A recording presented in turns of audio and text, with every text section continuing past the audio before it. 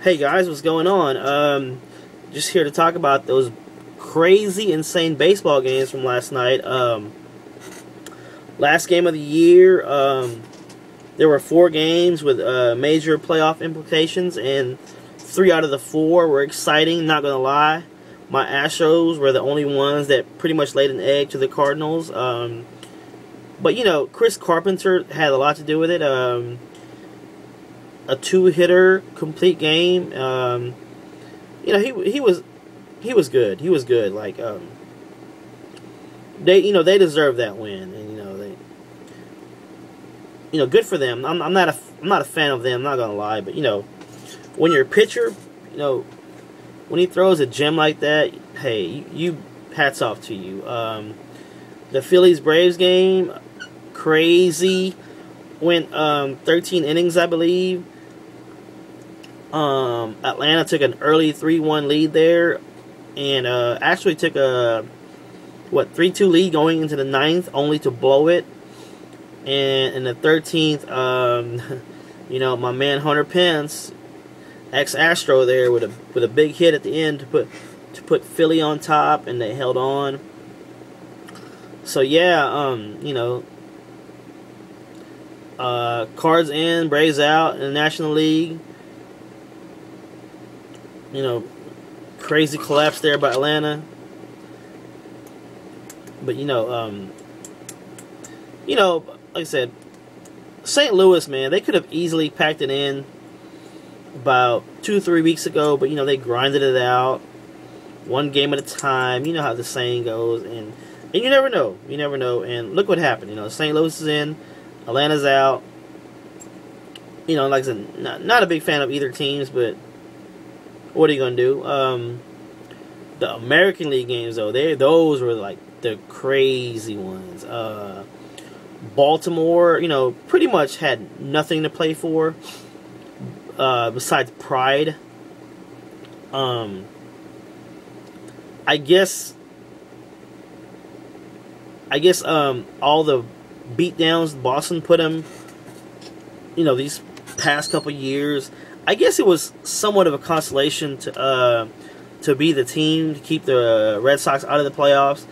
And you can tell, man, but the way they celebrated there at the end, like it meant something to them. Like, they didn't care that they weren't going to the playoffs. All they know is they prevented Boston from advancing also. So I think that carried a lot. It meant a lot for them. So Boston, man, that's a crazy collapse. I'm not gonna lie, I'm not a fan of Boston either, and I'm actually kind of glad. I'm sorry, Boston fans out there, but I'm kind of glad that they make the playoffs, because they're one of those teams with a lot of bandwagon fans, and man, I just can't stand bandwagon fans, and seeing them collapse like that, actually, it put a smile on my face. I'm not even gonna lie. But let's get to the craziest game of the night, which was New York-Tampa. New York was up a touchdown, 7-0 early. And watching in the Sports Center, they showed Tampa fans leaving early because, while they were losing 7-0, Boston was up in their games. So they were like, hey, we lost. I guess they assumed that they lost, and let's go home and move on to next season. I don't blame them per se. Not saying I would have done it. I don't know. I guess when I'm put in that situation, I'll know. But I don't think I would have left. I mean, it was the last game of the year anyway. But I'm not blaming them. I feel their pain. But they did miss a hell of a comeback. And I'm sure they'll never live with that. Sure, they're happy their team won, but for them not to see it live when they were there, yeah,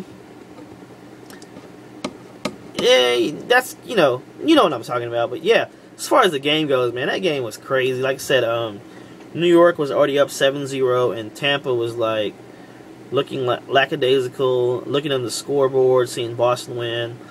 All of a sudden, that 8th inning, Yeah, I don't know what happened, man. You know, a run here, a run there. It's 7-3, and then the big bomb from Longoria made it 7-6.